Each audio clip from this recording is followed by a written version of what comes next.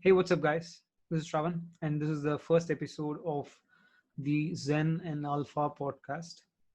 I have decided to name it that because those are the two things that I'm actually interested about and I'm exploring as an overarching theme in my life right now. So I thought it would be apt to name it that. And in this episode, we are chatting with Mr. Prashant Krishna. He's a fund manager with over 18 years of experience in the markets, and he has played various diverse set of roles across the years, from being part of a broker firm to being a fund manager to being a systematic trader to being a trading strategist, and now he's managing funds of his own. He's played diverse roles and he has learned a lot of stuff along the way, and in this episode he is sharing all those things with us. And we also got a list of curated questions from Twitter, and he was gracious enough to answer those too. And I gained a lot of value and a lot of insights actually that I can directly apply in my trading and investing process going forward from the conversation with him, and I hope you do too. Let's get to the conversation now. So what's the idea behind basically? So what I wanted to do was when I was checking out podcast space in India, I felt like there was a lack of proper finance focused podcasts, especially in terms of people who are credible enough to give advice on how to build a portfolio, how to take care of personal finances and all that. So I was like hoping that I could do something with this space. And since I follow you on Twitter, I thought I could ask you first. Cool, man. No, I go for a lot of podcasts in US kind of thing. Comparatively, we don't have in India kind of Yeah, thing. I mean, if you look correct. at podcast in India, you have America, we have basically nothing. Correct. I mean, Yeah. so nice. Okay. So we'll get started, right? Okay. Sure. So the first thing I wanted to ask you was uh, tracing back to the beginning. What made you get into finance? So that's an interesting story kind of thing. Basically, my neighbor he was in the stock market. He was a stockbroker for example, I mean, in that sense. Okay. So in 1992, I was still in, I believe, around 10th standard. I was studying the 10th standard. Okay. So 1992, when I was there, I could see, we are a middle class family kind of thing. I mean, our area was a very middle class layout kind of thing. And I could see the progress he made in just a year kind of thing. That was the Hashim Mehta bull market. So I didn't know about much of the markets, but I knew that stock markets was a place where you could actually, from middle class jump up to a much, much higher level in that sense. I mean, purely it was at that point of time had no knowledge about markets, no knowledge about basically finance or anything. But I knew that if I were to go into business, which is what I wanted to do anyway. I mean, I never wanted to work for someone because somehow I've never been comfortable taking orders in that. Got it. Yeah. So for me, it was like, if I'm going to work, why not work in an area where you can actually multiply your money big time kind of thing. I mean, honestly, pure greed. I mean, greed is good kind of thing in that sense. Correct. So then I actually, after graduation, I met a friend who was working with a stockbroker kind of thing. Okay. So I tagged with him. Then I started working for the stockbroker. I've been consulting him basically on, basically what happened was in 96 onwards, India started moving into computerization in terms of stockbroking. Basically, NSE came in. Before NSE came in, it was all outright system, wherein it was one-to-one basis. From 96, it all became automated kind of thing. In that sense, you had a terminal where you punched in the orders kind of. So all the orders came in. Basically, you had a backend set up in the broker office to take in the, daily trade list and then compute the individual client or this one. So I used to do basically a kind of consultancy for the broker, because I was also trading and investing full time. So for me, it was like, get some money and get some exposure. So in that sense, I worked with the broker for a few years. Then I realized that being a broker was good, because that would, end of the day, the risk was seemingly lower. We are talking about the days when you could charge 2.5% brokerage. Basically 2.5% on the value you are buying. Hmm. So the amounts were good. I mean, the income was very good at those times kind of thing. I mean, this is way before even 5paisa came in. 5paisa was the first actual broker who actually started going down the tube in terms of pricing the what do you say, brokerage. I mean, he came with 0.05. Okay. Earlier it was, I mean, intraday trading was 0.1, 0.2. It depended upon your ability to how much volume you would come, how deeply connected you are with the broker kind of thing. So, I mean, I started my journey there. Then have been, I mean, ups and downs kind of thing. I became a broker myself. Then worked with a couple of firms. I mean, recently was a fund manager at Capital Mind. Right now, doing on my own kind of thing. Okay, that's interesting. So, can you elaborate a bit on the, when you were as a broker and what kind of work you were doing with respect to the brokerage? So basically, actually, I mean, while Zerodha came out with what do you say, traditional Discount brokerage. discount broking in 2010. Most, I mean, a lot of brokers were actually doing discount broking way before. I know a broker who did discount broking in 2000. Okay. Basically, because we knew that, I mean, our cost structure was very well known. I mean, we had a exact cost structure. As a broker, I knew what cost I had to pay. And if I could get a guy who wanted to, we are talking about an age when you had to pay, what do you say, I had to place deposits for turnover. Forget the exposures. Exposure, even today, you have to place a deposit. Those times we had to place a deposit for turnover, which means that the more the turnover you wanted to make, more the deposit the broker had to keep. So it was, I mean, there's a relationship kind of thing. So the clients, we actually had a way to, what do you say? I mean, you could actually take a terminal saying that, okay, I'll pay you X amount of rupees per month, but I'll want to do X amount of turnover per day kind of thing, because you are a speculator in that sense. So that was a great thing. I mean, brokership was end of the day, every field has, what do you say, the good guys and bad guys kind of thing. So there are, I mean, if you read about the stories, you hear more of the bad guys in that sense. I mean, you hear brokers who have stolen their money, I mean, cheated their clients kind of thing. But there are a lot of good brokers. I mean, I know a lot of friends who have tried to help their clients to the best of our abilities. I mean, our abilities were limited. In that sense, I mean, right now with the internet and everything, we have much more exposure. We have much more access to knowledge. When you go back 20 years ago, there's no, I mean, what do you say? I mean, if you are in Bombay, maybe if you're Bombay and with your core club kind of thing, you had access to maybe value investing or security analysis by Graham kind of thing. But outside in the small towns, you literally had zero exposure to how do you value a company? Why do you buy a company? You knew bits and pieces in a way, but nothing more kind of thing. So for us, it was broking was more of a, what is today more of advisory level kind of thing, where you advise clients on what to buy, how much, I mean, basically built, I mean, said, okay, this is a great stock, and then track the stock kind of thing to see if something happens, calling back saying the boss, I don't know, this is happening, maybe time to get out. I mean, it worked for us both ways kind of thing. I mean, brokerage was the key for mover kind of thing, but it actually was very good. I mean, it's an industry that is now actually shrunk kind of thing in terms of the number of brokers. I mean, in 2000, we had around 30 plus stock exchanges across India. Okay. Now we are basically down to two. I mean, right now, after one is the key. I mean, correct. Is the key. Yeah. Bombay for one, that matters is nothing, not as big. So things have changed radically kind of thing. I mean, the new way of doing business has changed radically. The new way of thinking has changed. Correct. I mean, earlier it was all much more, what do you say, idiosyncratic kind of thing. We didn't know what we are doing, but we hoped we are doing right kind of thing.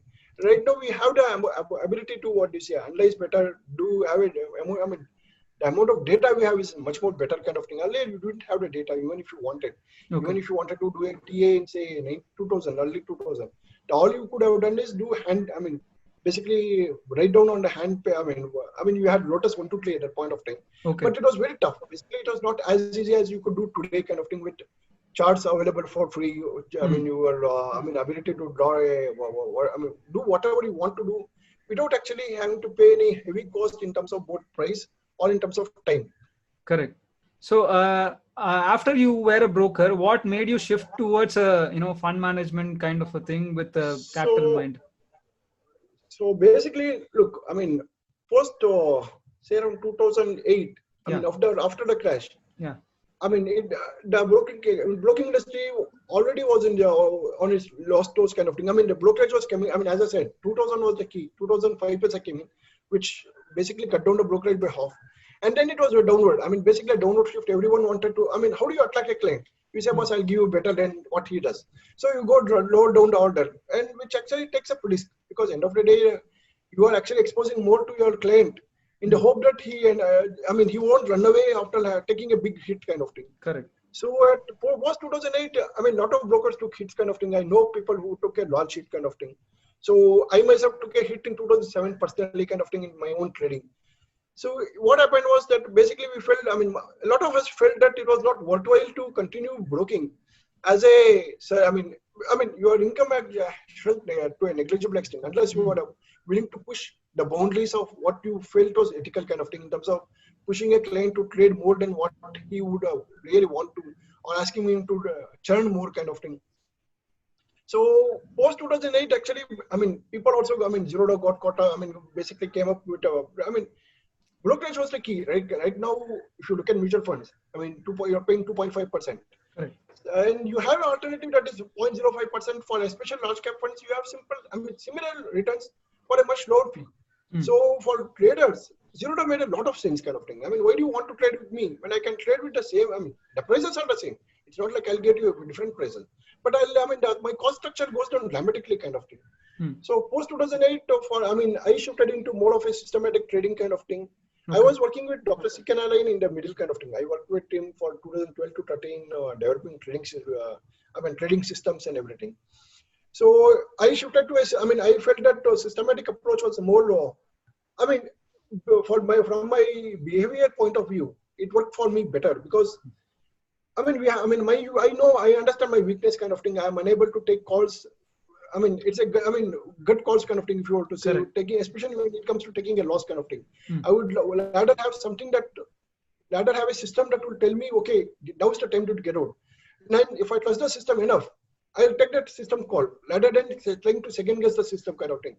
But if I were to take a call myself, I'll second guess, third guess, ask around, then I'll get to contrarian answers kind of thing. I mean, it gets muddled up kind of thing. So I moved to somewhere around 2007, 8. I moved to systematic. And once I was in systematic, the question was, what next kind of thing. End of the day, trading in itself, you require a huge capital. Correct. I mean, I learned much later kind of thing, but it's a really capital intensive business kind of thing if you want to trade for a living kind of thing. I mean, as long as the brokerage was coming in, yeah, you could trade something on the side. Your main income was brokerage, but everything worked out kind of thing. But as the brokerage started going down, the question was, what next? So for me, it was like, I mean, the only way is higher kind of thing in that sense. So fund managers, I mean, I felt that fund management was the key kind of thing. I mean, because how else you go? I mean, from point, I mean, basically, once you're a broker, you have 10, 15 years of experience in stocks. It's no, I mean, there's no easy avenues kind of thing. To be honest, career avenues are very, I mean, you're right at a kind of a close to a top of the pyramid kind of thing. The number of avenues where you can go and use your skill sets, what you have acquired over time, reduces dramatically kind of thing. So capital markets opportunity kind of thing, because it's a, I mean, we applied for a PMS after I joined. We started, we had a multi-cap portfolio, we had a momentum portfolio later on kind of thing. We had two other portfolios as well. So, I mean, building a portfolio for oneself, I mean, personally is one thing, and building a portfolio that can apply for, say, 100 clients is very different kind of thing.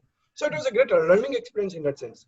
So I had one question about the portfolio building process. So when you when you have clients for Capitalmind, or even in your personal experience, how do you go about allocating assets or building a portfolio for that particular client? Do you actually tailor make for that client, or do you have a specific set of portfolio that is made for everyone?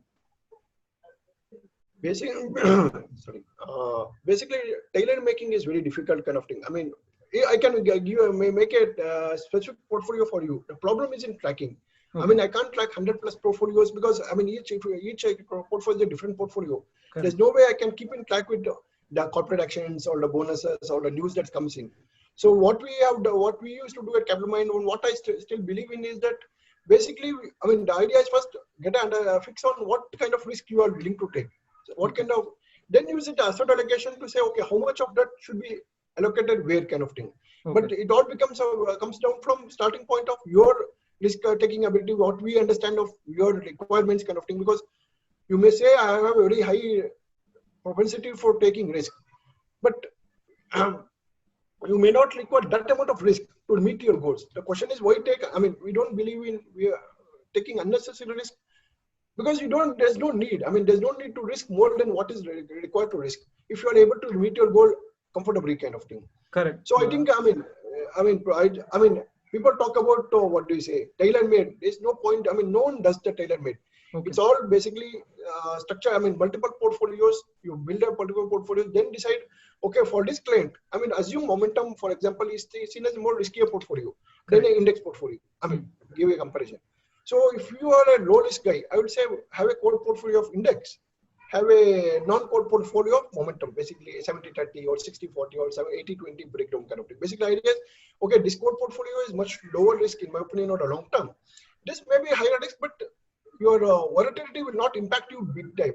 I mean, even if I have a big drawdown in my Momentum portfolio, it will not impact big time because your core portfolio is your index portfolio kind of thing.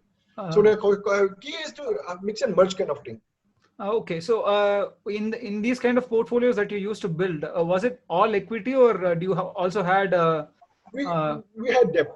Yeah, debt portfolios we had debt portfolios kind of thing. The idea is, I mean, it's a complete. I mean, at Capitalmind, what we used to do is complete asset allocation. So once I decided for you, okay, what kind of should I take 80% equity? Should I put 40%, or should I? I mean, it depends upon my perception of your risk taking ability, and secondly, my perception of what is required for me to reach your goals. I mean, 20 years down the line for your retirement or kids' education kind of thing. So based upon that, I mean, look, the longer the goal period is, the smaller you can afford to be in debt kind of thing. You don't require a huge debt component. If you are having a say 20-year goal, your debt component can be much smaller. But if you are having a 5-year goal, your debt component has to be higher kind of thing, because I don't know how the market will move in the next 5 years. The debt market actually has outperformed in the last 5 years the equity market. So there's no point in having high equity and then the risk being, I mean, it actually exposes you to more risk than what is necessary. I mean, if I can meet the goal in the shorter time. Correct. So when a client comes in, you basically assess their risk taking capacity and based on their goals, and then you decide on an asset allocation mix. How much liquidity should be there? How much should we allocate to, I mean, exposed to the markets, and then you get the portfolio into the client's demand. Okay. So do that. And what? Just one clarification. Yeah. Just for clarifying, I'm not with Capitalmind right now. Yeah, I know. So, yeah, you are doing it on your own right now. So after Capitalmind's exit, you have applied for a PMS license, right? IA license. No, I mean, basically, PMS license now requires you to have 6 crores of liquid capital kind of thing. Okay. Which is, which is not for me a tough reach kind of thing. I mean, impossible reach at the current juncture. And one of the things I learned at PMS was that it's actually, the way the tax structure of India is done, it's tax inefficient for most clients kind of thing. Because when I book a profit for you, you are basically paying a tax on it. Okay. I may show, the taxation doesn't come out of my pocket. Basically out of the profits. Basically, you have to pay the taxes kind of thing, which doesn't happen in a mutual fund, which means that I have to outperform the mutual funds by a bigger extent to just, basically get the same post-tax returns. Because in mutual fund, you can keep it for 10 years or 20 years and you pay zero tax for the whole 20 years. And at the end of the 20 years, your taxation depends upon that times. At that point of time, whether India is taxing long-term, India is not taxing long-term, we don't know. Correct. Here, we are paying every year kind of thing. Basically, you pay for short-term, you pay for long-term. So I think it's, AIF, for example, now is taxed at 42% kind of thing, approximately at the top level. Okay. So, it's very, you have to generate that amount of alpha just to break even, compare to yourself to, what do you say? Mutual funds. Simple index fund kind of thing. So it's becoming tough kind of thing. So for me, the thought process was, okay, my initial idea was to go into financial planning. So but to start off, I want to start off with a pure portfolio approach and then start the planning process later kind of thing. So how has your approach changed after you left Capitalmind and now, between then and now? Nothing, honestly, nothing. The approach has been the same. Basically, I have, what do you say, fine-tuned a bit of, especially post-March, where I got caught in terms of I mean, when the market went down, I didn't actually aggressively, shoot myself downward down the pedal kind of thing. So only post March actually I would realize that I mean, bit of what you say changes I've made to my model, but overall the strategy remains the same. What applied in Capgemini applies today. I don't think the broader logic doesn't change. I mean, it's only incremental small changes that you can afford to make, because large changes is basically based upon current reads and data kind of thing, which can be misleading. I mean, 1 month's data or 1 year. I mean, for example, if you look at last 5 years, you may assume that investing in equity is no point. I mean, you have a better return from debt, and in debt you can time the market in terms of yield. Well, even better. But that's a short. I mean, based upon a very short-term data kind of thing. I mean, India doesn't have long data in terms of. I mean, if you take NSE as the starting point, and Bombay has 79, but that data is questionable, very much questionable kind of thing. But if you take from 86 onwards, it's not great. I mean, yeah, it's good, but not great. I mean, in 90s. Say around mid 90s, you had AAA rated financial companies offering you around 17 to 20% interest kind of thing. So that was the kind of high interest. I mean, in a high interest scenario, markets have also given, but it was also there. It's not like markets gave you a very spectacular higher rate than what the debt market would have commanded at that point of time kind of thing. So overall, I think if you look at a long term, I mean, especially if you go to US markets where you have 100 plus years of history, you see that there is really a huge difference between bond returns on the long term and equity returns kind of thing. So the equity returns are there. I mean, there is no point in changing the philosophy based upon. I believe in looking at a short term. There's always at some point every strategy fails. I mean, basically underperforms. Basically, no matter what you do, you will have a long period of. I mean, your greatest quality stocks like a Hindustan Lever didn't do anything for 10 years. Nestle didn't do anything for 8 years. They were not companies that died, or the companies that were having a fair, what do you say, balance sheet were getting decremented kind of thing. It's just that market actually, the P got derated kind of thing rather than re-rated, what's happening right now kind of thing. So, a quality strategy at that point of time would have underperformed, basically. A pure quality strategy that would have got in only MNCs of a nature of Hindustan Lever or Nestle would have underperformed at those times. Now is outperforming. So it's a phase, I believe. I mean, but overall, if your strategy can hold good for, say, 20 years, 30 years, I think it should be good for the next 10 years, at least, if not more. Got it. So on this note, you were talking about systematic trading, right? So part of what you do now is also systematic. True. So when you devise a systematic trading strategy, what all parameters do you look for, like for it to be eligible for you to trade? Basically, the first question, what you want to trade has to be a very liquid kind of thing, especially for your trading. Because you are looking at liquidity when you're developing a trading system, when you're testing a trading system, you assume guaranteed fills, wherein you assume, okay, if I put in 10 lots of order, I'll get that price, basic price. Whatever is ask and bid kind of thing. But if you're trading, say, CNX 80 futures, it doesn't matter. It's still a future. But you can't get 10 lots at a price and a gap between, what do you say, your bid and ask is very high kind of thing. Yeah. So the primary thing is always look for highly liquid stocks. Highly liquid. Which is why you are a bank Nifty or a Nifty has the highest amount of volumes kind of thing, because the liquidity. Liquidity begets liquidity kind of thing. Once it's liquid, more people want to trade, and which actually comes makes the liquidity even better kind of thing. So for me, the primary requirement is liquidity. And then is it trending? Is it trending enough for it to make develop a sustainable system on it? Because if you have a very low trending, very smooth moving, index, you don't have opportunities. The idea of, you have to have some amount of volatility, not too much that it's, it also translates into risk. It's a fine trade kind of thing, but some amount of volatility that provides you with opportunities to both buy and sell. Provide you with the opportunity to trade in and out kind of thing. Okay. So once you do that, then you decide. What am I doing? Whether I'm doing a trend following system, or whether I'm doing a mean reversion. Your basic philosophy. It comes down back to basic philosophy. Whether what you believe in. If you believe in a mean reversion, so you're looking for opportunities to buy when it goes to extremes kind of thing. When if you're a trend follower, you're looking to just follow the trend and saying that, okay, how do I gauge the trend? I mean, should I use a moving average? Should I use a Donchian?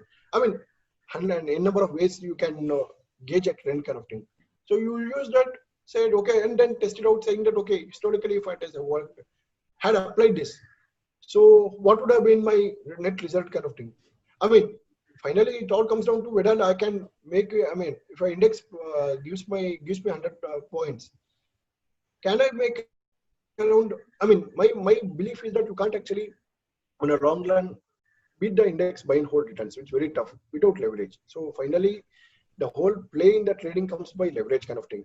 But to take leverage, you also have to understand what kind of drawdowns you have, because if you have a deep drawdown, then you are, I mean, if you have a 30% drawdown, a 3-time leverage, you are basically out of the game. It doesn't matter what happens next, because 90%, once you have lost 90% of capital, you don't have capital for enough for margin payment, let alone the mark-to-market kind of thing. So in that sense, you look at drawdowns, you look at what kind of risk it's taking kind of thing.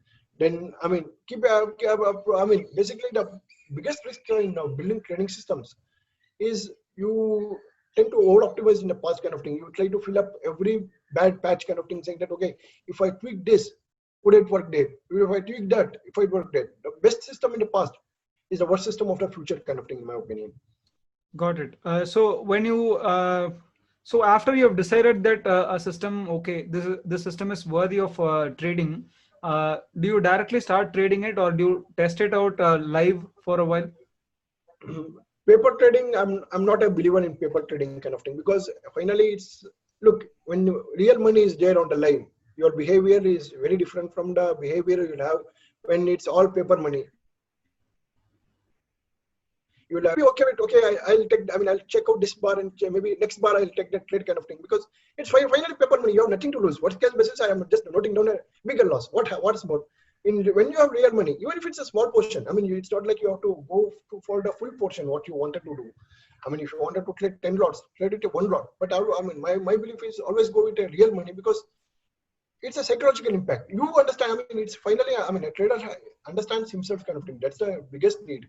You need to understand your weakness, your strengths, where you will fail, and how do you, I mean, as I said, my reason for moving to systematic was because I felt I'll fail if I don't have a way to assess the signals kind of thing. I mean, if I don't have a systematic way of getting the signals, purely based upon reading the charts, for example. There are very good traders out there who can just look at a chart, get a trade kind of thing, but I'm not one of them. I don't have that. I mean, I may even get an entry. That's not a question. The point is when it comes to exit, especially loss, I'm not sure whether I will take that loss. And if I don't take a loss, one bad trade, example in March when it was starting to fall, if you said, well, let me wait it out. I mean, I've already had enough bad trades. I think market will actually bounce back. That is enough for wipe you out kind of thing. Correct. So question for me was, which is why, for a trader, behavior is very important in my opinion. You understanding yourself is the key. Systems is all basically your support system. Basically, it supports you in terms of what to do. But finally, because you are the guy who is executing, it's your money on the line. How you behave is the key. So when it comes down to risk, what kind of risk is acceptable, and when does a system become unacceptable? Like, let's say you have a system with a maximum drawdown of 25 to 30%, let's say, like as you said. So if you take 3 times the leverage, you will be wiped out if the drawdown scenario happens. So how do you decide how much leverage should you deploy the capital with? So it's very tough to deploy. On a Nifty, for example. So it's very tough to have a very low drawdown system kind of thing. It's basically you can. Look, it's a trade-off everywhere. There is a trade-off kind of thing. The question is what trade-off you're willing to do. So 30%. If you have the same position size, you will be wiped out. But 30% doesn't come in a single trade. It comes in a series of losing trades. Basically, you are having trade after trade that goes into loss kind of thing. So one of the ways I used to do was use the Winlal's position sizing methodology. Okay. So as you start losing, the idea is cut down your position size as well. So if you are starting with 10, as you have encountered more and more losses, the system just tells you to cut down your strategy. Position size to 7, 6, 4, 3 kind of thing, because it says that the risk as a percentage of capital is now similar to what it was at when you are at 10 lots kind of thing. So you put, when you cut down, you are actually allowing yourself more ability to look at, take a more hits kind of thing, because rather than you are losing 100 points on 10 lots, you are losing 100 points on 2 lots, which is much more comfortable kind of thing. Because only after, look, end of the day, backtest is still a backtest kind of thing. So I believe if your backtest is showing 20% drawdown, you should accept up. You should anticipate at least a 40% drawdown kind of thing. That's the key for me. So because once you are mentally prepared for that, then you know how do you. If that happens, what will be my state? You build up your whole from the capital positioning size, how much leverage you will be wanting to take. Everything comes from there onwards, not from the other side. More the leverage, more the profit it seems. But more the leverage, actually, you end up more or less you will end up basically destroying your whole capital in that sense. Okay, so on this note, so when you lower your exposure with each loss, let's say you start with 10 lots, and if you face a loss, you come to 9 lots, and then your losses stop at around 5 lots, let's say. And after that, how do you you make a profit on one Again, trade? it's actually a pure. Basically you can do. You can calculate the Lal-Friends Kelly ratio basically on a laptop. Excel kind of thing. Okay. All you have to input is your trade by trade details. Once you do the trade by trade details, you put in next trade. It will tell you tell you how much to take for the next contract. Basically next trade how much to take.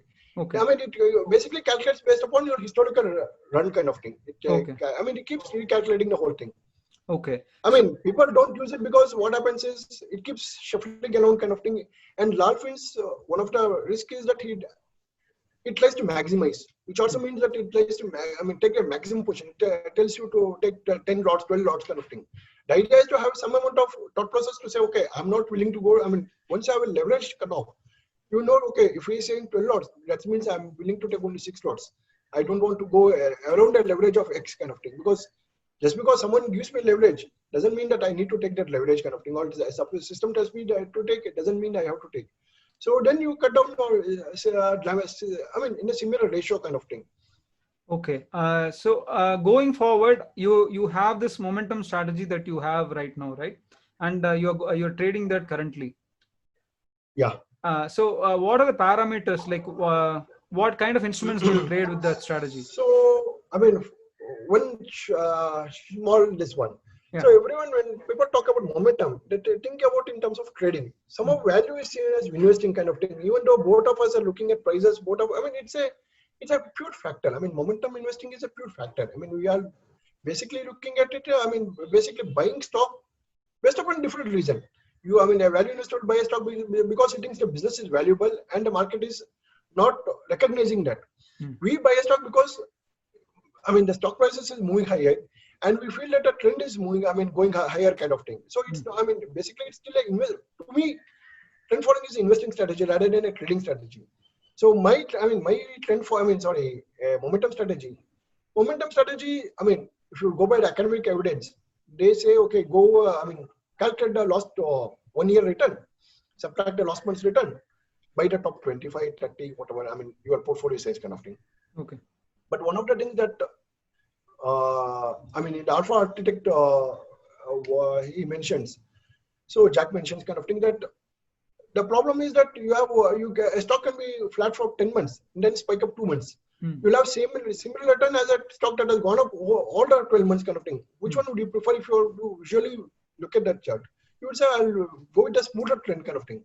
So one way to do that, what he calls as a frog in a pan theory kind of thing, is applying a Sharpe ratio. Sharpe ratio is what? Returns divided by volatility, subtraction of risk-free returns. Take the risk-free returns out. We don't require that. Pure only, calculate the returns, calculate the volatility of a stock, divide it. So, if you have a stock that has 50% return and 25% volatility, that gives you an output of 2. And a stock that has 50% return, 50% volatility, that gives a 1, which means that formula was superior than this stock kind of thing. Do a cross section across all stocks, rank it up, buy the top 25 or top 30. Then next month, check it out whether it dropped below a certain level.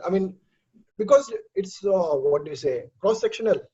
What happens is a stock keeps moving around kind of thing. I mean, your 30th rank may go to 32nd rank. You don't want to have too much of churn. So you say, okay, if it doesn't cross 40th rank or 50th rank, I'll still be happy to keep it. Because once it entered, I don't want to check it out for no reason other than the fact that it has dropped. I mean, it is still going good, but some guys are doing maybe slightly better kind of thing. But getting out, getting in, all has a cost. I mean, your slippages, which is invisible, your transaction cost, your taxes kind of thing. So for me, the idea is use a sharp, use some filters so that I don't want stocks that are say below a 200-day moving average. I don't want stocks that are having low liquidity. I don't want stocks that are trending downwards kind of. I mean, once you have a momentum, you don't actually buy trending. I mean, stocks that are trending downward. But what happens is in a bear market, your best stocks may be a bear stock kind of thing. So I try to eliminate all those stocks by using a bit of filters, and then say, okay, these are my top 25, which I think are comfortable enough to bet.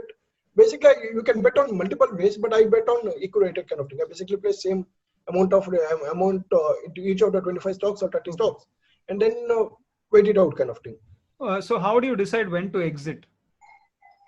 So exit is best purely ranked. I mean, it has to drop in the ranks kind of thing. As I said, if it drops below 48 or 58 rank, I'll take it out kind of thing. Or if there's a fraud happening, or for example, recently I took a out of turn exit in Divis Lab. I mean, it has again gone back again. But for me, the question was that a CFO getting caught in, I mean, with hand in the biscuit jar, cookie jar kind of thing. So for me, it was is there only one cockroach kind of thing? So I decided I'll cut down the position, and rather than wait it out. And I mean, the stock is still great. The fundamentals are still great. No questions about that. But it caused me a friction kind of thing to make me question whether it's still worthwhile to continue in the trade kind of thing. So I took a out of turn exit once the CFO has now gone on leave. So I decided, okay, company has done something, so I can go. But unless that sort of thing happens, the idea is, I mean, intramonth try to minimize activity kind of thing. I don't try to be active every. I mean, I do it on a monthly scale. I don't do it on a weekly, because what I found was that once in a week, I mean, like in March, a weekly would have been way better than a monthly, because the market bottom just dropped off kind of thing. Yeah, but other than that, those odd cases kind of thing, more or less your weekly and monthly are similar kind of thing. And more time you give, I mean, I'm having about, for example, in one of my portfolio kind of thing, recently it took exit. So it was there for a year. Basically, 1 year it was there in the momentum for it. So I want to give it a longer period of time. I mean, look, stocks are also a bit volatile kind of thing. I don't want to check them out every week and say, okay, this stock is not doing so great. Let me check. I mean, end of the day, there's no end to it. So the idea is, if I give them enough time, and then still they are not a great stock, I'll check them out. If it's okay, doing okay kind of thing, let them stay in. I mean, let them show their performance. Because, I mean, today, for example, RT Industries has more than 20% kind of thing. It has been one of the strongest movers. But when it came, it was not such a great mover kind of thing. But I mean, my thought process is, give it some time. It will generally start working out in your favor kind of thing. I mean, if you take the Nifty Alpha 50 index, which is also momentum, they do it on quarterly. So, I mean, the idea is not to go too long, because momentum is a mean reverting. I mean, at a very long nature, momentum is mean reverting. Correct. But at a short term, you have a substantial cost that inhibit, I mean, make it, I mean, it looks attractive kind of thing in terms of backtest. Yeah. But for me, backtest, I understand how backtests are run, what kind of, negatives are there in the backtest kind of thing. So I want to minimize my actions in the market to a large extent kind of. So I do a monthly style. Okay, so right now you're rebalancing monthly, and the Nifty 50 Alpha Index thing that you will be rebalancing. They rebalance on a quarterly basis. So this also, like how much to rebalance and when to rebalance also, you backtest in your backtest? Everything. Okay. Yeah, I mean, basically testing out everything. I tested out from say 2005 onwards. The idea is that from 2005, you've seen multiple market drops, market rises. So then do a rolling analysis, do a volatility. I mean, you have the more the data you have, the better your analysis will be in terms of understanding what weaknesses. Because if I have to stay for the next 5 years or 10 years in this strategy, I need to understand the weakness the strategy has. Because when the weakness exposes itself, I don't want to be shitting in my pants and saying, boss, I didn't know. I mean, what should I do now kind of thing. So once I understand, okay, this is what I should expect. I mean, in March, it was not outside of expectation. I could have done better, but it was not outside of the historical expectation. Historically, that showed that I mean, if market drops 30%, I am going to go down 30%. The question was, Mm. how do I mean, could I minimize it better? That was the secondary question. But as long as I know it's doing as it was to be expected kind of thing, I'm happy to stay with it kind of thing. Do you also track the beta of your portfolio and take it into parameter? Yeah, I mean, I don't take into consideration. I mean, I tracked my what do you say, P ratio of the total portfolio kind of thing to see Okay. where I am kind of thing. But overall, it's all basically to get a understanding of where the stock market is shifting. I mean, where the trends are shifting. For example, it has shifted to pharma for last 3 months, and in pharma, it's not a large cap pharma that's I'm looking at. I mean, it's all small cap. I mean, even Orchid Lux, which has gone Mm. up 3 times in the last couple of years. Even today, it's around 4,000 crore company kind of thing. It's 4,500 or 5,000, approximately below 5,000 market cap kind of thing. So it has actually, I mean, I'm just looking at understanding where the momentum is in the market. But that doesn't, what do you say? I mean, I look at across the market. I don't stop myself at BSE 200 or BSE 500 and suppose only those 500 companies have trade.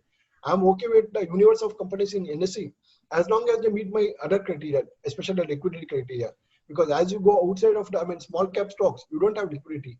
I don't want illiquid stocks, even though it may be a great stock kind of thing. Because getting in may be easy. Getting out is my question. I mean, I don't want to get caught in a situation wherein I have to every day at 9:15 start trying to place an order, hoping that someone picks up my shares kind of thing. Mm. So in that sense, yeah, it's good. Okay, so I have a list of questions that people asked on Twitter to ask to you, Sure, and I have like picked 7 or 8 of them. So I'll ask no this. issue. Okay. So first thing that I found interesting, which I also wanted to ask, was recently gold has had a huge bull run, and it's still increasing every day. And people are speculating that a lot of in a lot of countries, people are running to gold as a a safe measure of sorts. So, what is your opinion on? And somebody has also posted that gold has posted better returns than the index in the last 20 years. Have you tracked gold? And So gold is seen as a hedge against inflation. I mean, that's the reason it's taken. I mean, as your fiat currency expands, the thought process of a gold or even Bitcoin today is that your central banks can print unlimited, but gold can't be mined unlimited. At least we don't have that kind of thing. Or Bitcoin can't be produced unlimited kind of thing. But the problem is that again, look, it's a commodity. mm, Yeah, it's a commodity that has been used for say thousands of years as a exchange of money kind of value. thing. But it's still a commodity that yields you nothing kind of thing. It doesn't. I mean, India is the only country maybe where you can get 2.5% by buying the SGB government bonds kind of thing. But overall, it doesn't yield you anything. So to me, it's like what I mean. You are producing no output. You are just purely speculating. I mean, it's basically speculating on the price of gold because Correct. if it's a hedge against inflation, India. I mean, I have seen enough studies to show. I mean, US doesn't have inflation. Not for Mm, now, not for last 10 years, 15 years. I mean, they're struggling with to get inflation. okay. Yet gold is going up. I mean, if it's a hedge against inflation, it shouldn't have. Basically, what's happening is gold, like any other asset class, money is pouring in. The more the money pours in, the more has gone up kind of thing. But again, I mean, from the Indian perspective, I think we have enough gold here. I mean, honestly, we Yeah. have. I mean, we are not short of gold. So, do you want to really add more gold? Buying gold for what? I mean, again, I mean, then you are basically saying that a company that produces something is not worth less than a company that does something, a metal that does nothing kind of thing. I Mm, don't subscribe to that theory kind of thing. Yeah, and having a 3% exposure or 5% exposure doesn't change you. I mean, it's not like stock like Arctic Lux would do 100%. mm, So it will give you a 10%. I mean, gold had not gone up for last 7 years. I mean, before this breakout, it had been in negative territory from the last high from 7 years. okay. So if you take a 10-year, then it's actually still underperforming kind of thing. Okay. It's not about just about performance. It's about, I mean, for me, the question is key is understanding the source of your performance. Because once you understand the source of why it should perform, you can stay through the dark days kind of thing. I Okay. mean, a value investor today has a dark day. I mean, in America, he has a dark day because market is not recognizing. I mean, growth stocks are going shooting up left, right, center, while the value stocks are not going up. A guy, he understands that the power of the company has not decreased. It's just that the market has changed its direction in terms of what to like. They are Mm, not liking value stock. They are liking stocks that are growing like crazy kind of thing, yeah. giving them crazier valuations. but you still understand the source of your return. You understand that was finally my company is delivering 20% growth. So my company has to, the source of it, for me, it's a key. Where does your source of return comes? That's your alpha edge kind of thing. For momentum, for example, the source of edge is behavior. Basically, people are buying the stocks are moving up kind of thing. So I'm in there kind of. So it's similar thing for me kind of thing here as well. So gold, I think, yeah. Especially as an Indian, speaking as Indian, I'm like, gold as an ornament, I will never say no, because at least it's enjoyable. You buy something as an ornament, you wear it, you enjoy it kind of thing. It's like buying an iPhone and enjoying that process. But as an investment, I don't see a huge need kind of thing. Though right now, literally every major asset manager is now becoming a gold bull kind of thing. Correct. Because the Fed has expanded the balance sheet so much. So the one other question that that was asked was, like you said, you had mentioned once on Twitter that you gave up trading. You used to trade intraday or something? Yeah, I used to trade, basically stop and reverse strategy on Nifty. Okay. So I have traded that more or less from 2005 onwards to 2017. Till I joined Capital Mind, I was trading kind of thing. Okay. Two things happened. So Capital Mind is a full-time job. I wanted to shift gears. Honestly, I wanted to shift gears. So that was why I actually joined Deepak in that sense. Okay. Secondly, trading. It came, as I said, I came late in the day. I realized that my capital was not enough to make a living out of it. The whole idea was, can I make a living out of it? It was not possible. You really require a large capital, because it's a full-time occupancy. Correct. You start to wake up at 9:15. You are in front of the terminal till 30, and after that as well, you try to analyze. You try to see whether you can do work it out kind of thing. For all that work, it has to pay well.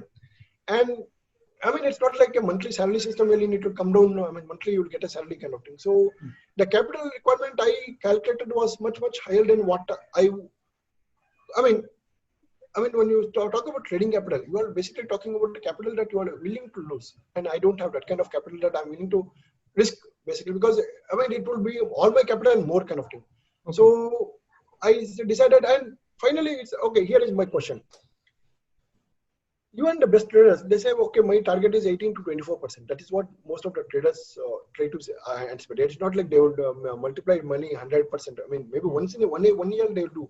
But long term, they will be very happy to do it 18, 24% kind of thing. I think it's achievable without leverage on stocks kind of thing, with better strategies. So, if you can spend your time better, why not? Rather than being in, it's a strenuous job kind of thing. You are mentally occupied for the whole day. By the evening, actually, I've seen myself, I've seen my friends, we tire out. Basically, it's tires out mentally kind of thing. So it's not, it doesn't add value. To me, it didn't add value in the sense of learning anything new. It was day in, day out, it's the same thing kind of thing. So that was one of the reasons to just say, okay, boss, done enough, been there long enough to know that it doesn't work out for me. Okay. So check it out kind of thing. So do you actually read annual reports of companies that you are having in your portfolio? I do. Just for the sake of understanding some companies kind of thing. Sometimes what happens is a company pops up in your momentum, great momentum, but you have never heard of the company. Okay. So that I look at annual report not to. I don't look for the balance sheets, because end of the day balance sheets analysis is a very different ballgame altogether. Okay. But I still want to understand whether the company is there. What kind of company. I'm looking at three factors kind of thing. Management kind of, what's the management, this one. I'm looking at cash flows to see whether they have a positive cash flow, free cash flow kind of thing, or what kind of capex they have having to provide a negative cash flow. Basically I look at the top points to just get I still go around the momentum. Okay. But this gives me a more confidence that, okay, I'm not making a mistake of going into a company that is, I need to keep an eye on every day or every week kind of thing, because it's just a pump and dump that's going on. Your pump and dump can look like a great momentum. The stock is going up very smoothly with low momentum. Yeah. And then suddenly one day you have no option, no way to exit itself. So to avoid that, I try to just look at on a brief, not a very deep. Deeply I don't have the aptitude, nor do I have the, understanding. Balance sheet, I have friends who do deep dives into balance sheet kind of thing. I've seen what they do. I don't have that capability. Okay. So one more thing that the Twitter comments had asked was, somebody had mentioned stock-based SIP versus SIP in index funds versus mutual Yeah. funds. So stock-based SIP is similar to like when you enter your positions, do you sort of pyramid your positions or do you buy all at one go? I buy it all at one go. Basically, I mean, I have a capital, I commit a capital. Okay. Now the question is, what if new capital? I have additional capital. I mean, I take a SIP. I mean, I get my monthly salary. So what should I do? So generally, I add it in terms of. I mean, if I have my average value of my portfolio, each stock is 1 lakh, and there will be some stock that are above 1 lakh. There will be some stock below 1 lakh kind of thing. I'd like to fill up the below 1 lakh to come up to the 1 lakh to the average level kind of thing without selling the guys that have done better kind of thing. Okay. So, but again, that's because these are still in play. I mean, the trades are still in play. As long as they play, I'm willing to add more money. But where people do SIP in stocks is just they keep buying, even though the play may extinguish kind of thing. I mean, Okay. if you are buying, say, a company which has gone to I mean, Tata Motors, for example, and it has seen a steady decline in everything from trend to fundamentals, everything. So should you keep buying the same stock just because you're, I mean, SIP in stocks, I don't think it works as, I mean, SIP is a way to invest money. Correct. I mean, it's a simple behavior. The idea is that without your, I mean, savings becomes automated kind of thing. I mean, the whole idea of SIP is to automate the savings. But automatic savings when you are doing it with an index or even a mutual fund, someone is there to take care of ensuring that they don't buy the wrong stock at the wrong prices kind of thing. If you are doing yourself on stocks, you may end up buying the wrong stock at a wrong price just because you are automating the investing process. I mean, you may still think it's a long-term great play, but at that point of time, does it merit even more investment than what you've already invested kind of thing? Okay. That's a key question. I mean, for me, even better than SIP, there's a concept called value averaging. So that's actually, I mean, that basically asks you to invest when the odds are slightly favorable to you, then let's blindly invest every month kind of thing. Correct. I mean, there's a book called value averaging itself. Okay. So that's a great, I mean, I think it's a great way of looking at investing systematically without investing blindly kind of. So even if you do an SIP on index or mutual funds, so you would be essentially investing when the market is falling or when there is a pullback or something.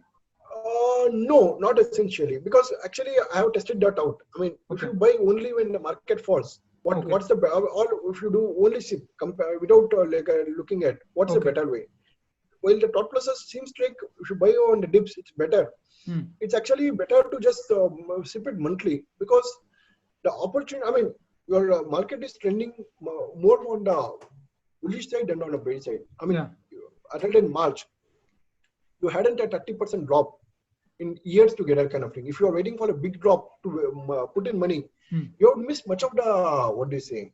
Trend. I mean, basically market at the whole trend you have missed out one. Secondly, even the 30% drop was available for 3 days basically. I mean, 3 or 4 days. At 2 days basically, I mean, bottom was 2 days. Would you have been, I mean, it's all nice in hindsight to think that I would have gone and put a whole amount of bunch of money there kind of thing. But the bloody whole world was closed. It's not easy to, I mean, psychologically move from zero equity or low equity to a high equity at one juncture because the market is falling kind of thing. Correct. So what happens is people, I mean, it's much better to just, I mean, if you want to, value averaging doesn't look at drawdowns. I mean, it looks at drawdowns in a different way kind of thing. But if you are not willing to do that, it's better to buy it regularly kind of thing, which is actually the most simplest way. I mean, the idea is not to complicate things beyond necessity kind of thing. So one other question that they've asked was between index and actively managed funds, which one do you think is a better thing to hold on when an average investor comes into the market? Like for example, let's say multi-cap funds. So because look, I mean, you are basically a large cap fund is restricted to 100 stocks. Correct. Doesn't matter whether there's a great stock at the next player, he may or may not buy it kind of thing. Mid cap is, I mean, everyone is restricted in their brackets kind of thing. They have to do that. I mean, at least the majority have a portfolio has to be there. Multi cap, you are giving the fund manager. I mean, once you believe that fund manager, why not trust him to say, okay, I mean, let him take a call on whether right now the market should, I mean, my money should go into large caps, which is much safer, or my money should go into small caps where there's opportunity. I mean, even today we speak about small caps is the opportunity. But I mean, my belief is that rather than me deciding, let a fund manager decide. Let him take the decision. I'll just give the fund. I mean, all I have to do for me, the single point process is: do I trust the fund manager enough? I mean, that's a key question. Okay. Do I trust him? Do I trust his process? If I can do both of them, then I mean, multi-cap gives him the widest available opportunity to whatever. I mean, look, end of the day, finally, what am I looking at? I'm looking at my returns. Okay. Doesn't matter whether the returns come from large cap stocks or small cap stock. As long Correct. as my returns are, I mean, I want the best returns kind of thing. So, So for me, multi-cap is the best. So when you evaluate multi-cap funds, like there are over 30 fund houses in India, and other than like you say fund manager, you are is a key component that you look at. Other than fund manager, how do you evaluate the funds that you arrive at as a short list and to decide to invest? So basically, I mean, one is fund manager, one is the fund manager's process kind of thing. Basically, I mean, for example, am I looking at value? Why am I looking at growth? I mean, each fund has a different philosophy. For me, the key is the philosophy, because once I understand the philosophy, so it's easier for me to understand, okay, so, this philosophy is something that appeals to me. Next step is he actually doing the same? I mean, it's all nice to say I'm a value fund manager and then go and buy a HDFC AMC because that stock is going up big time kind of thing. Basically, I mean, there's this term called, I mean, you sway kind of thing. Basically, you sway against the philosophy kind of thing. How much you sway against? I mean, if you're I mean, there in earlier times, there's the infrastructure mutual funds, which had HDFC Bank as the biggest portfolio stock. Why? Because that's the biggest stock that's going up. I mean, the best stock that is doing.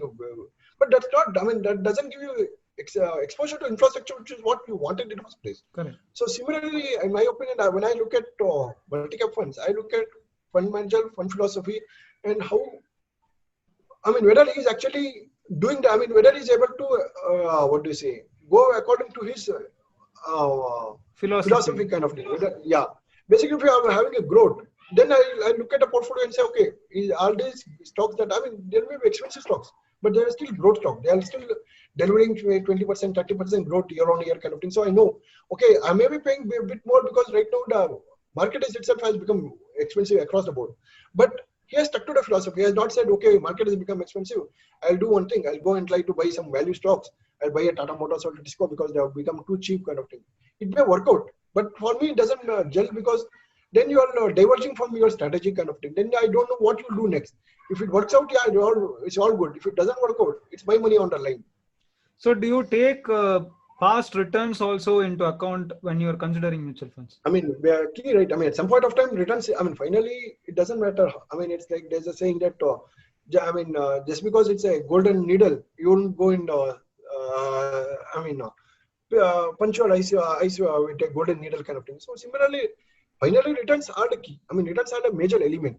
But how the returns have arrived, to me, that also makes a requirement because, I mean, for me, I mean, it's like the Buffett punch card kind of thing, 20 card punch point card kind of thing. The idea is mutual funds.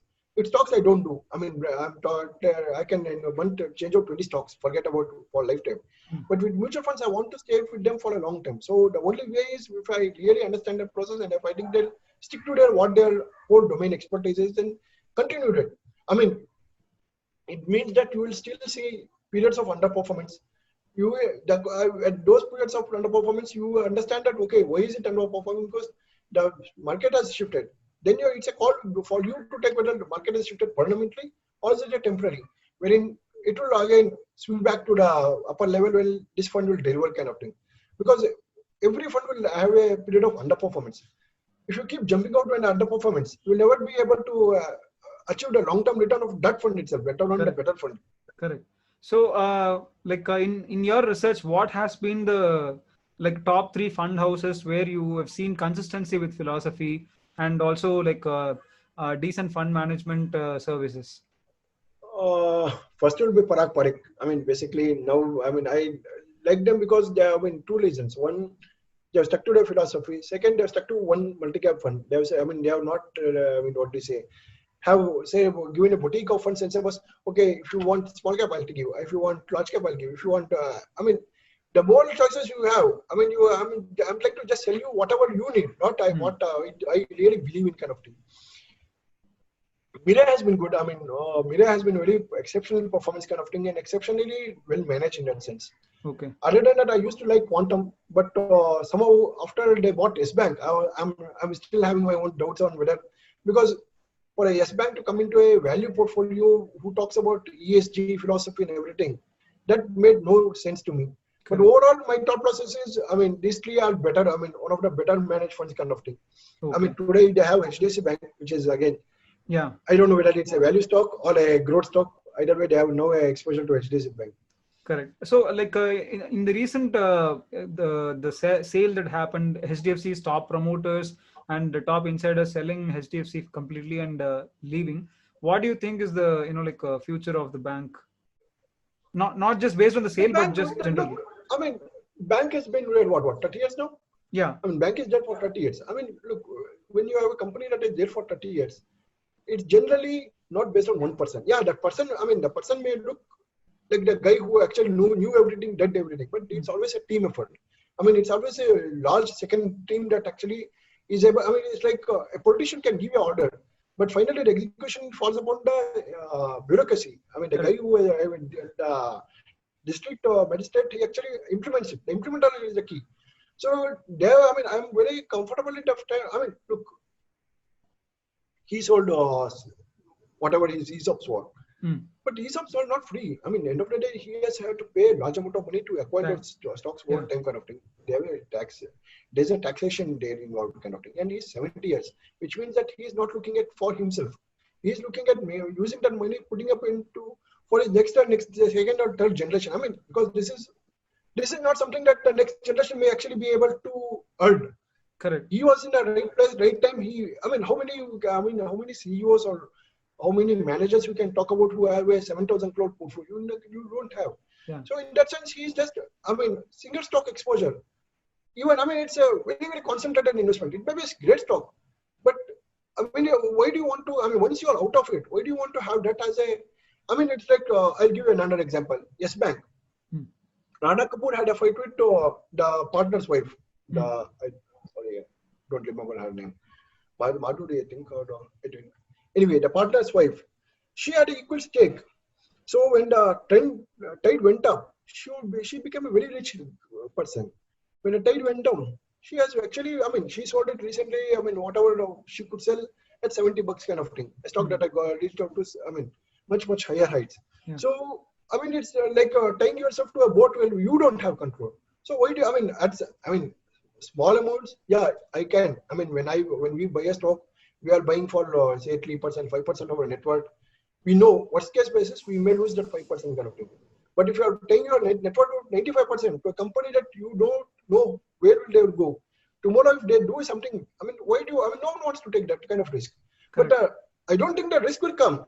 But it's a once in a lifetime, once in a generation kind of earnings. Correct. Why do you want to put that risk? Because it can sustain for him for his, I mean, ventures of his kids, grandkids, great grandkids. I mean, you can go on forever with that kind of money if you have handled correctly, kind of thing. And I mean, I don't think there's a negative. I mean, you should take it as a negative connotation that just because you are sold, there's something wrong with the bank. I think the bank, I mean, unless it's one of the unless it's the greatest fraud ever pulled off. I think it's a great stock, great company. I mean, they've achieved market share in a way that is clearly visible kind of thing. Correct. It's not like it's something out of nowhere. I mean, it's like, I mean, Wakangi at one point of time was valued 50,000 crores, the market cap. Because they said they have Wakangi Kendlas across India. No one knew. I mean, very few actually has a Wakangi Kendla. HDFC Bank is not like that. You see, I mean, every big corporate has a account at HDFC Bank. Their salary accounts are at HDFC Bank. So the visibility is there. It's not like there's a con put off that he's selling off because tomorrow if he gets caught, he'll lose everything. At the end of the day, his reasoning is different from what the market is perceiving to be. But the other promoters from within HDFC have also sold, right, recently, along with Aditya. So, look, I mean, look, and end of the day, you are a CEO, you have your own team. Okay. So once the CEO changes and a new guy comes in, he wants to build his own team, which means that the other guys we have to. I mean, it's either I mean, it's very tough when you're I mean, at a very senior level to accept a new boss kind of thing, Correct. who may be actually in line with you. So what happens? Everyone wants to even if he's quitting, for me, it's a time to start checking out other options available kind of thing. Okay. I mean, Cognizant had a huge churn. Recently, Hmm. Cognizant had a huge churn. Everyone has moved on to become CEOs of other firms, it seems. So similarly, people generally, especially the senior teams, generally want to move on. So especially when there's a change in the leadership, because they are answering to the leadership. They are not answering to anyone else. They are saying that, okay, this guy, I like this guy, I'm working for this guy. And I'm senior enough to not need to answer, go out and answer. I mean, I've achieved enough in my life that I don't what do you say, answer a guy who may be a bit of junior, which I feel perceive as a more junior guy kind of thing. Going forward, like another question I got was, how much capital does someone have to start with to, like from 2 points of view. One is for retirement planning. In the market, you allocate asset based on the risk, and you look at retiring with a good amount of corpus. And another is from making a full living out of this. So how do you decide what amount of capital do you need, and what is the ideal amount in your opinion? I mean, there's no actual fixed answer kind of thing. How much you need is dependent upon multiple factors. For example, if you are in India, for example, a lot of our models have been borrowed from US, wherein it's basically after you are, by the time you are 60, your kids have kicked you out or you have kicked out your kids. So there's no one to support you and you have to be on your own kind of thing. Here, it's not the case, at least right now, but majority of the people kind of thing. So your expenses is dependent upon, for example, if you have your own home, that means that a biggest expense is taken care of, which is the rental. That is a continuous expense. And the fact that you may actually, as you grow older, you don't want to keep shifting homes because you don't like the landlord or something. Secondly, your requirement is, the biggest second requirement is medical. Because as you grow older, the probabilities get higher on medical expenses. So how you take care of that? Whether you have a medical insurance or that. So, to ensure that you don't have because that can cause a huge dip in your savings kind of thing. If it hits, if you have an open heart surgery or, nowadays they're finding more and more expensive ways to treat you. But that also means that you can end up, dead in terms of finance, but alive in terms of living kind of thing. And then it comes to your general expenses. Right now, for example, you may be, when you're working, you have a multitude of expenses that don't come into play when you're retired kind of thing. Basically, unless you are really working again, wanting to work, which which means that you have another source of income if you are working. But if you are not working, you are actually expenses are majorly your rent and food, health, food, and then maybe travel. You want to travel internationally, so there's it's a kind of structured way of asking. Then you have your kids. Do you want? You have kids. You have to. How much do the kids need in terms of continuing their education? Because if the kids have not been at the time of your retirement, they are not yet finished education. So how much they would need? And then, because we are Indians, so marriage is a key component kind of thing. So we have how much, and enough for a marriage kind of thing. So the idea is to have each category and then work it backwards to say, okay, how much you need to save to reach their kind of thing. Assuming equity mix of, say, at least in the beginning, if you have long enough time frame, 80-20 or 70-30, and then decreasing as you grow older kind of thing, so that you have more, debt and less equity. But again, it all depends. Right now I can easy to play around with Excel and give you an exact to the decimal point number kind of thing. The reality is that we don't know 20 years from now what the debt market will be yielding. A guy who had in the US 20 years ago or 30 years ago, the yields were much higher than what it is today. If you had planned based upon the assumption that the yields of debt will be 8% and he is now looking at 0%, that changes a lot. So it's a kind of you have to take it by the year, hope that okay, where am I with the overall situation? Where am I better than what I should be? The idea is try to keep it conservative, wherein worst case basis I have more money than I can spend, rather than wherein you are touch and go situation, wherein you are just having enough money that if I make if market cracks or something happens, it can change my living a lot kind of thing. Right now, actually, what's also being thought of is if you have your own home, you have additional income in terms of basically reverse mortgaging and saying, boss, okay, I mean, banks take that kind of thing. But again, it's not a thing that is sentimentally attracting to Indians kind of thing, because no one wants, I mean, no one wants the live. I mean, everyone buys a home not just for themselves, but also for the kids kind of thing.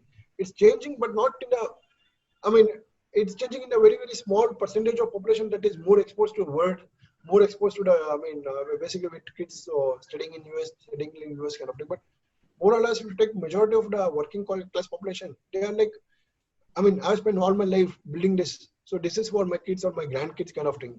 Correct. This is not even for, I mean, this is not something that is negotiable. Hmm. So, I mean, it's a kind of, you need to keep talking to the client and then trying to get an understanding of what he wants, what he requires, and how he can reach that. So, I mean, end of the day, there are, I think, I mean, the biggest issue in personal finance is compromises kind of thing. So, I mean, unless you are having a very, very huge, I mean, big salary, big savings, not every wish and will of yours can be easily fulfilled. So the idea is, okay, what I can, what I need, I can afford, what I can't afford. It's very, I mean, it's a more of a personal dialogue than Okay. what can be developed over a basic. I mean, it's easy to develop over Excel, but doesn't actually apply. I mean, it all looks nice. I can give you a solid PowerPoint presentation. Okay. But in life is not a PowerPoint presentation in that sense. Correct. But in that note, like for an active trader and an active investor, like let's say if someone like me, I'm coming into the market and I have some strategies that I want to deploy, what is like a good capital to start off with, you know, in trading? Depends upon depends upon what, I mean, look, if you are working, you will have an ability to earn X. So the idea is at least I need to earn that X, because else it's, I mean, this is a full-time job I'm taking in versus that kind of thing. Okay. So for that, I mean, and salary is guaranteed. Month on month, you'll get that salary. So there's no drawdown kind of thing. You have drawdowns when your capital gets decreased. So the question is, if you, I mean, for what I could generate from market, I mean, by working, and what I required, basically based upon my strategy, which may not be the best. I mean, I'm not saying I have the best strategy kind of thing. It is okay strategy. I felt that I required something around 75 to 1 crore. 75 lakhs to 1 crore as my trading capital kind of thing. Okay. That is, if I'm deploying that and I can generate, say, even at 12%, 15%, I know, okay, of that, if I generate 10%, that's 7.5 lakhs.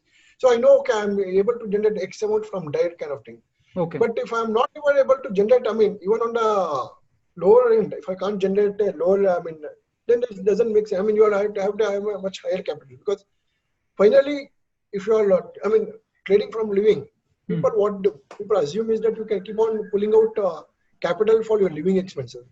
That actually is I mean, it actually decreases your capital without any, I mean, it's like loss-making trade. Every month you have a loss-making trade kind of thing. So, I mean, you need to fit in everything so that even if I were to touch those amount, which is not actually recommended, but even if I were to touch those amounts, how much long I can live without actually having to touch first, and then how much I need to, because you can have a 1 year of zero income kind of thing. So, but your life has to go on. So your life has a certain amount of expenses you have figured out. So that expense have to be kept aside other than whatever trading expenses you have. So, I mean, need to calculate on those basis in that sense. Okay. So, I have like a couple of questions that I wanted to ask. So, if you were to go back to, you know, like when you started in this field, what advice would you give to yourself? I'll rephrase the question. For someone who is starting right now, what advice would you give them? Like someone who is considering this as a full-time career. Basically, I mean, get more accreditation kind of thing. Basically, I came into market with a JSET degree kind of thing. I mean, my bad luck was that initial few years were spent with friends and brokers who were all speculators. And some of them actually had a short period of time where did great money kind of thing. So that gave me a thought process that, boss, this is all easy, very easy to do. I can actually achieve much more than whatever I can do elsewhere kind of thing. A MBA would have, for example, given me a much more better background on how to evaluate business, how do things work out kind of thing. I mean, right now people are more exposed than what I was 25 years ago kind of thing. But I think trying to do a CFA, for example, or a CMT, for example, that gives you it's a challenge. It's not like just because you do, you'll get a job. but it's a challenge. It requires you to learn things that you may not learn on your own kind of thing. Secondly, the question is to, I mean, it's a time consuming. I mean, it's not like, Tendulkar didn't come out of 18 years studying and he said, boss, let me take the bat and say, maybe I'll try to score some runs kind of thing. I mean, it's a long process kind of thing for anyone, regardless of whatever your background is, whatever amount of effort you're putting. I mean, it will take, in my opinion, it will take, I mean, I've seen very few people I've worked with in, say, from 97, 98 onwards to 2005. Maybe if you take 7 years, 8 years, so that cycle, initial cycle, still actively investing in trading. That to me says a lot. I mean, these are, some of them are very smart people, very great guys, but most people generally burn out. I mean, basically, it's not like a financial loss. They just burn out, unable to handle the pressure kind of thing of the day in, day out kind of thing. So I mean, there's no one part that I can define and say, if you take this part, you'll be guaranteed a great trader or great investor. It depends upon your own abilities. How do you, I mean, hurdles come in from everyone. I mean, every time there's a new hurdle kind of thing. How do you cross that barrier? I mean, for example, March was a hurdle for most kind of thing. So how you did in March tells you a lot about you and how you will do in the future kind of thing. Correct. If you had panicked in March and sold off everything, it doesn't matter where the market will go. You will it's awaiting just one more big fall kind of thing.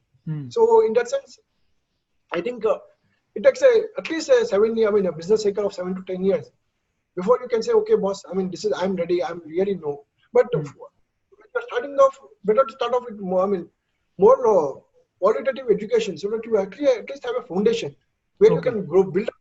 I mean, without a foundation, I mean, guys like me, I came without a foundation, which means that I had to build my own foundation. It takes a long time. Correct. I mean, by the time I realized things, it took a long time. Then, I mean, I have friends who came in around my time, but met a correct set of guys. But that's luck. I mean, I don't know who you'll meet. I mean, when you are coming into industry, who you'll meet, who will like to interact kind of thing. They have a lot of influence on your life. Correct. So that also means that you will try to adapt to their style of investing or trading. Then what may be worthwhile for you kind of thing. I was actually quite interested in the kind of articles and books that you share on Twitter. So I wanted to understand, like, I want to know, what are your 3 favorite books that had a huge impact on you? I don't think any book I can say has a huge impact. I mean, I don't think it's always one book that will change your life kind of thing. Correct. At least for me, it has not happened. Okay. It's kind of adding up kind of thing. Okay. For example, Jim Shaughnessy's book on systems. I mean, basically every trading system he has tested P ratios, he has tested momentum. That gives you a framework of how to work around. I mean, how do you build systems based upon certain fundamental logic, momentum logic kind of thing. Or you take the stocks for the long run, Jim Siegel. So that tells you historically, regardless of countries, equity has been the bigger deliverer of returns than any other asset classes. I mean, the point is that each gives you a small amount of understanding that makes you a better way. I mean, it fills a gap kind of thing. No book, I don't think there's a book that will say fills every gap and say, this is the, I mean, Bible, there's always a Bible of security analysis or something. Correct. But that still gives you a foundation. I mean, finally, you are the guy who is building up kind of thing. Correct. So my thought process is, if you are interested in markets, you should be a bit of interested in, say, history, because what has happened before will happen in future kind of thing, more or less. Yeah. And if it's better if you are interested in a bit of statistics, and even better if you are knowing coding kind of thing, because you can test out ideas much faster than someone who doesn't have the ability to code. So all these things, I think it is Munger who says you have to be multi-faceted kind of thing. Basically, multidisciplinary. I mean, multidisciplinary is basically you need to have it doesn't mean that there is a direct correlation between reading on Mughal history and saying what's happening now kind of thing. It's just that you are building up your knowledge base over time kind of thing. So, I mean, on a broader scale, just saying, boss, I read only on momentum and only in momentum, I'll read only on cross-sectional momentum, because that's what I'm doing. I mean, what I'm doing is finally the thing that I believe in most. But a foundation gives me a better perspective of things kind of thing on how do I approach, it's a broad, I mean, I don't know. I mean, I'm not maybe having the right words to it. But I think it's very important for a young guy to have a broad, I mean, not get stuck into a very short, maybe FNO, maybe options kind of thing. Okay. That's the final output. But get a broad understanding of markets, how markets operate, how companies operate. So get a handle on things, because all these things help in terms of better understanding of, I mean, when you're approached by, I mean, when you talk to someone, the idea is to be able to talk to him on the level he is able to talk to you kind of thing in terms of a company. I mean, when you go to a company, you are trying to research a company, you need to have an understanding of the company, understand the industry, then on the global, I mean, what's the global impact of the changes in global will impact this industry kind of thing. All this require you to have a bigger tent than just a tent of saying that I know this, I mean, I've read this annual report, I know this company kind of thing. That will be a very, very small, minute portion of what you're actually looking for. Okay. So outside of finance, did you like anything that you've read recently? I like history kind of thing. So Okay. I mean, right now I'm reading more history and finance kind of thing. Okay. What else? I mean, most of my books are. I read Boom Country by Alan who is that? Sorry, Alan Rosling. So my bookshelf is next. Okay. Right next to me. So I mean, I try to read whatever likes. I mean, I like at that moment of time. Generally, but mostly it is about finance, because finally, I mean, for example, right now reading on concentrated investing about guys who have built made big building concentrated portfolios kind of thing. Because finally, if I have a 100 stock portfolio, 200 stock portfolio, it may deliver. I mean, the returns it will deliver will always be subpar to if I can get the 10 stocks that are the best stocks kind of thing. I mean, whether it's possible or not is the second question. Okay. But I'm trying to get a hang on what people have done in the past kind of thing. Okay. So generally, much of the reading I do is finance related. Okay. Or I mean, nowadays more bit of in the Okay. I mean, relation to defense kind of thing. Got it. Okay, Prashant. I think that's all the questions that I had. And what is the best way to reach you, like other than Twitter? Twitter, I mean, I am my DM is open, so Okay. I'm happy to, I mean, touch base with anyone on Twitter DM kind of thing. Sure. Yes, it's email is, I mean, I'm available on email, but I prefer Twitter itself. It's a simpler way to reach me kind of. Okay. I'll share the Twitter link on the blog. Like I have a blog, so I'll post the podcast link on that. No issue. Yeah, sure. I think that's all the questions, Prashant. Thank you for spending some time for this, and I hope the recording comes out great. I'll share the link once it comes out. Okay. No problem, sir.